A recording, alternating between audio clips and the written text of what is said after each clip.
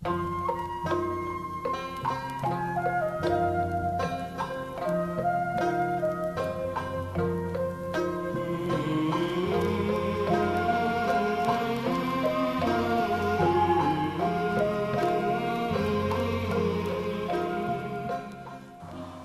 était une fois, au bout du monde, un vieil homme et une vieille femme qui n'avaient pas d'enfant.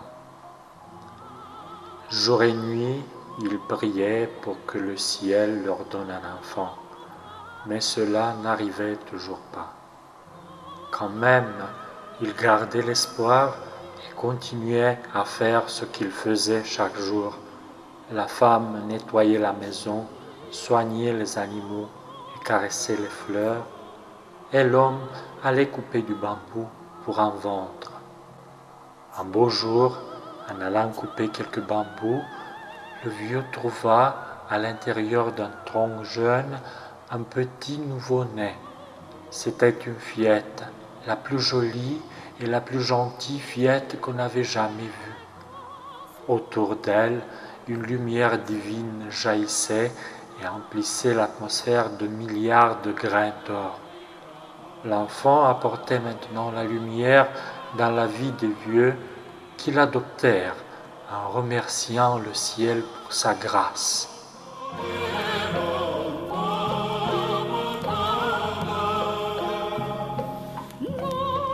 Les années passèrent, la fille devenait une jeune femme, la plus belle et la plus sage jeune femme qu'on avait jamais vue. On l'appela Kaguya, la princesse de la lune.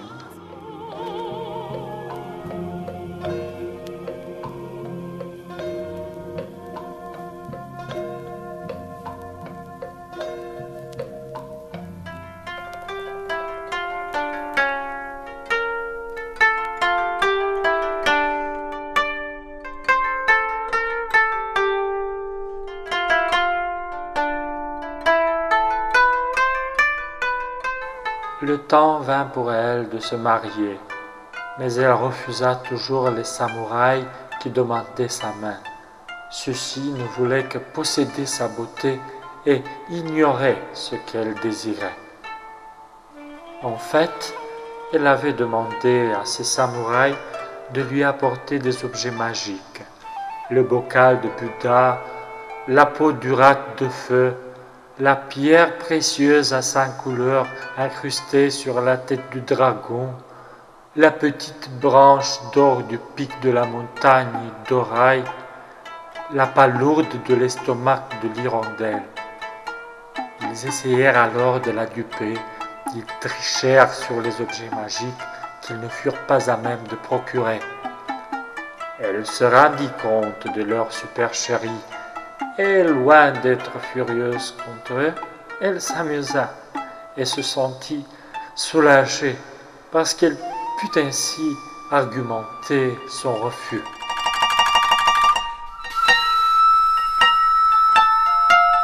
Mais un jour, l'empereur même, séduit par la beauté et l'intelligence de Kaguya, vint demander sa main.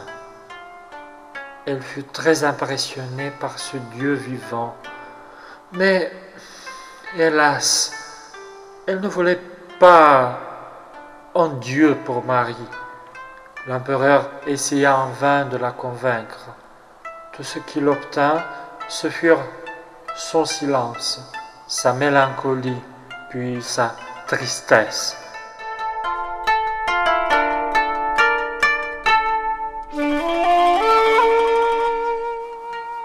Elle se sentait alors comme un oiseau prisonnier dans une cage en or.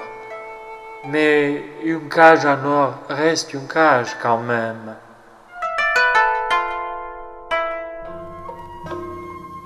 Le 15e jour du mois d'août, la princesse Kaguya quitta le monde terrestre, se soulevant aux cieux miraculeusement.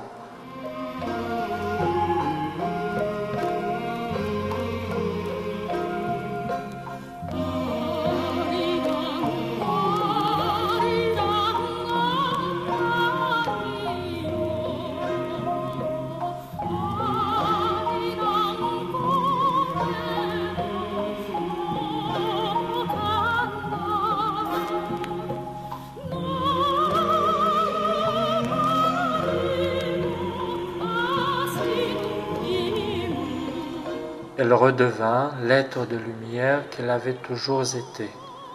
Kaguya demanda pardon à l'empereur en lui avouant que, de toute façon, ils iraient rester ensemble pour toujours. Kaguya lui donna une potion magique qui entretienne son amour pour elle, mais l'empereur, méfiant, ordonna qu'on la brûle sur le pic de la montagne la plus haute.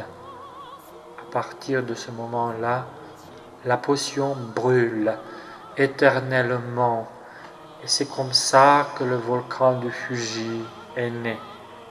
Comme l'amour de Kaguya, il durera éternellement.